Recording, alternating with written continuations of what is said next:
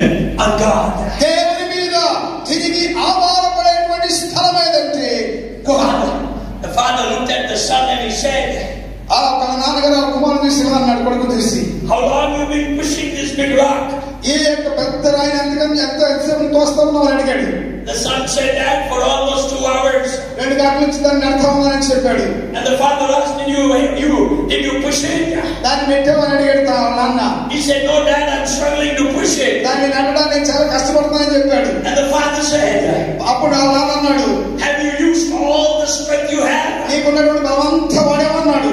He said, yes dad. అవును, నేను బలమంతా వాడని చెప్పాడు. And again the father asked, అలా వాళ్ళ నాన్న అడిగాడు, have you used all the strength you have? నీకున్న బలమంతా వాడేమని అడిగాడు. He said, yes dad. అలా అవును అని చెప్పాడు. But the dad said, అప్పుడు ఆ నాన్న అన్నాడు, you never used my strength. నా బలమే ఎప్పుడు వాడని చెప్పాడు. But you were doing it in your strength. నీ బలముతో పని చేస్తున్నామని చెప్పాడు. Daddy is standing next to you. దానికి నాన్న ప్రక్కనే ఉన్నప్పుడు use daddy's strength. నాన్న యొక్క బలాన్ని వాడుకో. The heavenly daddy is standing next to you. పరలోకపు తండ్రి నీ ప్రక్కనే ఉన్నాడు.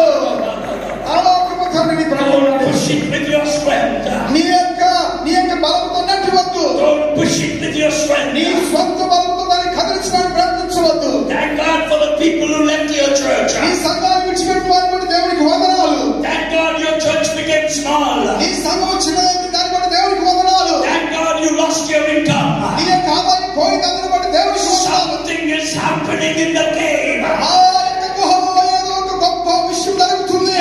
You are rising up more than a giant.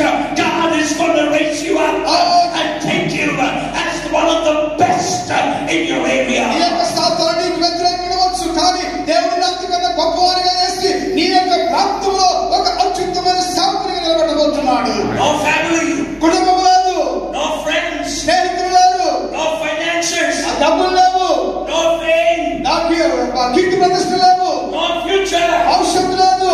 But remember, అయితే ఒక విషయం గుర్తుపెట్టుకోండి, God was not trying to destroy David. అయితే దేవుడు దావీదును నాశనం చేయడానికి ప్రయత్నం చేయటం లేదు. God was not trying to discipline David. దేవుడు ఈ యొక్క దావీదుని సంరక్షణ చేయడానికి ప్రయత్నం చేయటం లేదు. But God was developing David. అయితే దేవుడు దావీదుని అభివృద్ధి చేస్తున్నాడు. Come on, somebody. హల్లెలూయా.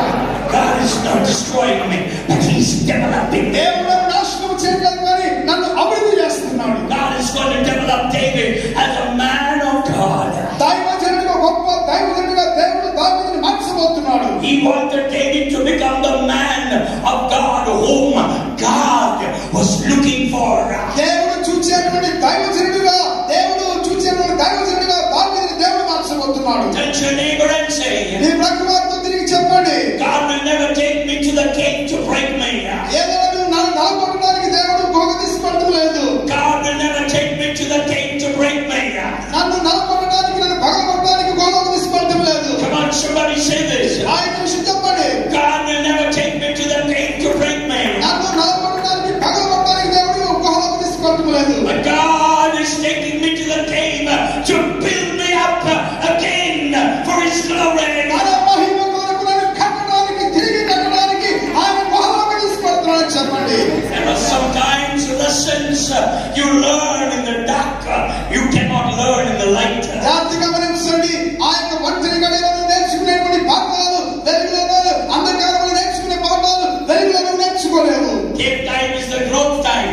ఆ యొక్క గుహ సమయము నీవు ఎదిగేటువంటి సమయము. Cave time is the learning time. ఆ యొక్క గుహ సమయము నువ్వు నేర్చుకునేటువంటి సమయము. Cave time is the leaning time. ఆ యొక్క గుహ సమయము దేవుడి మీద ఆధారపడేటువంటి సమయము. Cave time is the fresh revelation time. దేవుడి నుండి తాజా ప్రత్యక్షను పొందుకునేటువంటి సమయము గుహ సమయము. We may not like it. అది మనకి ఇష్టమో, మనకి ఇష్టం We may కాకపోవచ్చు, not understand it. దాన్ని మనం అర్థం చేసుకోవచ్చు. But when the Lord has brought you there, అయితే దేవుడు నాకు తీసుకొచ్చినట్లయితే, which no one could do through your life, my God will do it in your cave time. ఆ యొక్క ఆ యొక్క గుహ సమయంలో ఎవరు చేయలేని కేవలం నా దేవుడు మాత్రమే చేస్తాడు. Hebrews 13:5, He will never leave you nor forsake you. Hebrew పత్రిక 13వ అధ్యాయం 5వ వచనము, ఆయన నిన్ను మాత్రం విడువడు, ఎడబాయడు. He is a very present help in times of trouble. ఆపత్కాలంలో నమ్ముకోగలిగినటువంటి సహాయకుడు ఆయన.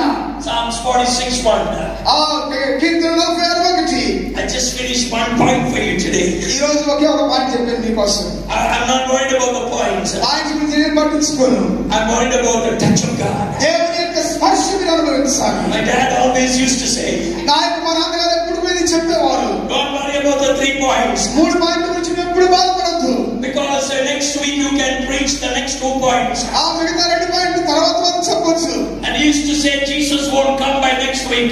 వచ్చే వారంలో యేసు రాడని కూడా చెప్పేవాడు. Many times we pastors we keep our life for 3 points and we make people pointless. చాలా సార్లు 3 పాయింట్లు చెప్పి వారి జీవితంలో అర్థమైన వారికి మనం చేస్తున్నాం. I want all of you to stand up right now. ఆ మాత్రమే చూపడే సమయంలో I want you to praise in us.